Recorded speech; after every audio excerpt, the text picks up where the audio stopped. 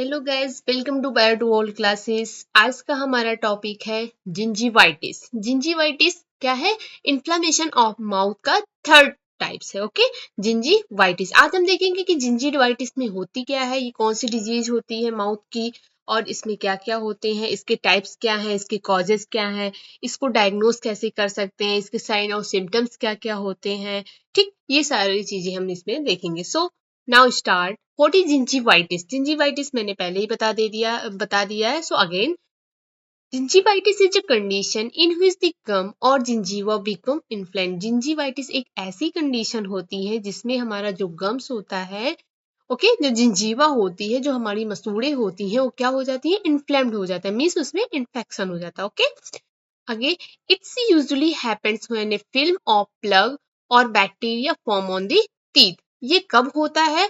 ये मेनली तब होता है जब हमारी टीथ में कोई बैक्टीरिया का एक प्लग फॉर्मेशन कर देती है, तब ये डिजीज होती है। कौन सी डिजीज? जिंजीवाइटिस। ओके, अब हम देखेंगे इसके टाइप्स कौन कौन से होते हैं। सबसे पहला क्या है? Dental plaque reduce gingival disease. और सेकेंड क्या है? Non plaque induces gingivitis lesions. Okay, अब हम पहले में क्या है? This can be brought on by plaque, means इसमें क्या होता है, जो इसमें पूरी तरह से प्लग का फॉर्मेशन हो जाता है, और ये सिस्टमिक कॉजेज होती हैं। सिस्टमिक कॉजेज मीन्स इसमें पूरी तरह से प्रॉपर हो जाता है, इन्फ्लेम हो जाती है हमारी चीज। ओके, ड्रग्स और माल और ये ड्रग्स और किसी भी ड्रग्स के रिएक्शन या माल न्यूट्रिशन की वजह से भी हो सकता है। ओके, अब हमारा सेकंड क्या है? Non plug induced gingivitis lesions. Okay, इसमें क्या होता है? These can be caused by a specific bacteria, virus और फंगस। मीन्स ये मेनली किसकी वजह से कॉज होता है? स्पेसिफिक बैक्टीरिया की वजह से, वायरस की वजह से, या किसी फंगस की वजह से ये इन्फ्लेम्ड होता है। ठीक, जिन जेनेटिक वेरिएबल और सिस्टमिक, और ये जेनेटिक वेरिएबल मीन्स जेनेटिक भी हो सकती है और ये सिस्टमिक डिजीज भी हो सकती है। ओके, अब हम देखेंगे कि इसके कॉजेज क्या होते हैं। तो आगे देखते हैं इसकी कॉजेज क्या है। Gingivitis is most commonly caused by poor oral hygiene. Means जो जिंजीवाइटिस डिजीज होता है, ये कॉमनली तब होता है जब हमारी जो क्या होती है, जब हमारी हाइजीन मेंटेन नहीं होती है। ठीक, जब हमारा ये पुअर ओरल हाइजीन हो जाता है, जब हमारा हाइजीन मेंटेन नहीं होता, हमारा माउथ अनहाइजीनिक होता है, मीन्स कंटेमिनेटेड वाटर लेते हैं, कंटेमिनेटेड फूड लेते हैं, तब ये मेनली ये तब कॉज करता है। Okay, which encourage plugs to build on the teeth, causes inflammation of the gum tissue.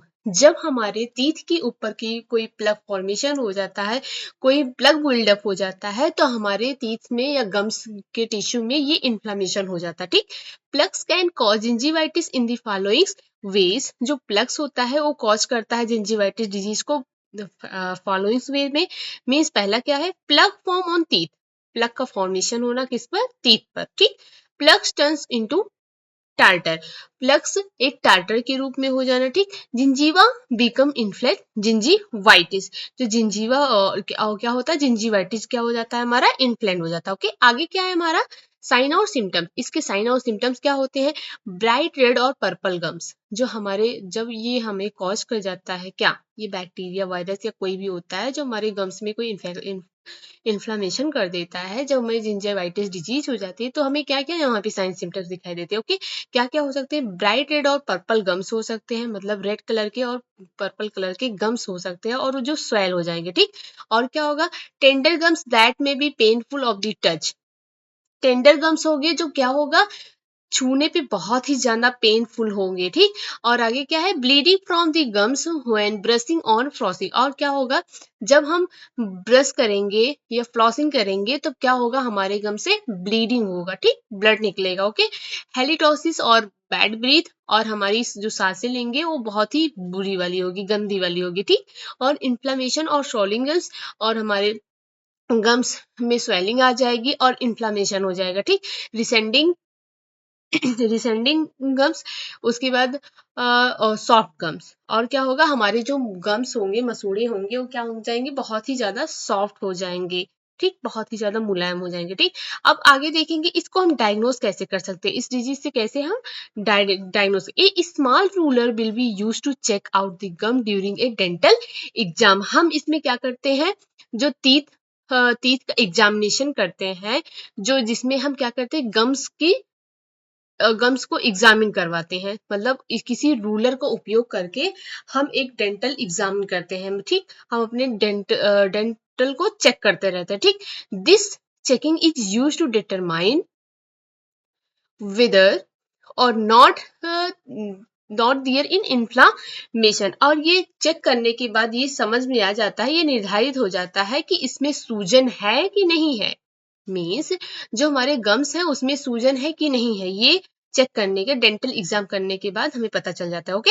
It determine whether not person has any pocket around his her teeth, और उसके बाद ये चेक करने के बाद क्या होता है, दांतों के आसपास जो एक होल्स हो जाता है उसमें क्या करते हैं, एक चिप्स होती है उसको डाल देते हैं, ठीक। The dentist must ask for the x-ray to check for bone loss, और क्या होता है, ऐसा कभी लगता है कि हमारे दांत में बहुत ज्यादा इन्फ्लामेशन हो जाता है, जो डेंटिस्ट होता है हमारा वो सजेस्ट करता है एक्सरे करवाने के लिए, ठीक, ताकि जो हमारे बोन में इन्फ्लामेशन ना हो सके और हमारे बोन्स में कोई इन्फ्लेम ना हो सके, ठीक।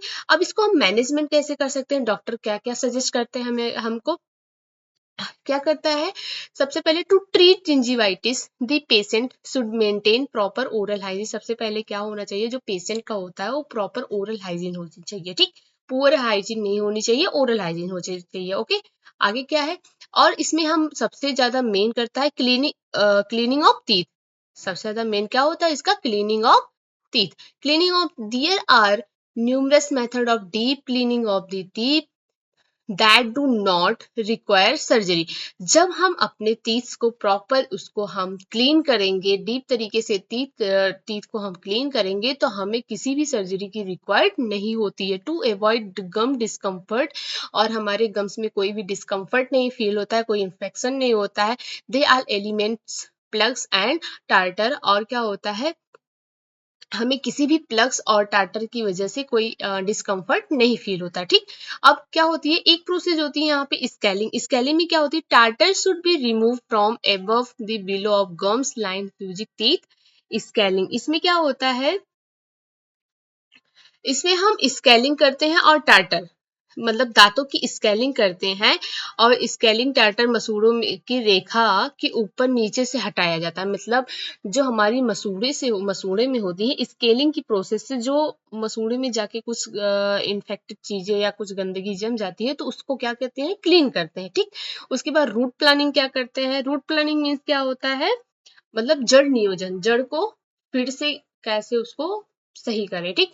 This elements plug and tartar from the root surface and smoothness rough place, यहाँ पे क्या हो जाता है, यहाँ पे पूरी तरह से स्केलिंग के बाद ये जो टार्टर, जो प्लग होता है और टार्टर होता है, इसको पूरी तरह से खत्म कर दिया जाता है, मतलब वहां से हटा दिया जाता है और खुरदरा खुरदरा बना दिया जाता है, ठीक। उसके बाद लेजर्स क्या हो, लेजर्स का क्या यहाँ पे काम है, these produce can be more effective than scaling and root planing at removing tartar with less discomfort and bleeding, मतलब लेजर्स की वजह से एक ऐसी प्रोसीजर होती है जिसमें स्केलिंग और रूट प्लानिंग करते टाइम पे कोई भी हमें डिस्कम्फर्ट नहीं फील होती है और ब्लीडिंग भी नहीं होती है, ठीक। अब यहाँ पे हम देखेंगे कि मेडिकल मैनेजमेंट क्या होते हैं, ठीक। अभी तक मैंने देखा मैनेजमेंट क्या होती है, अब यहाँ पे देखेंगे मैनेजमेंट मीन्स हमें डॉक्टर क्या क्या सजेस्ट कर सकता है, टू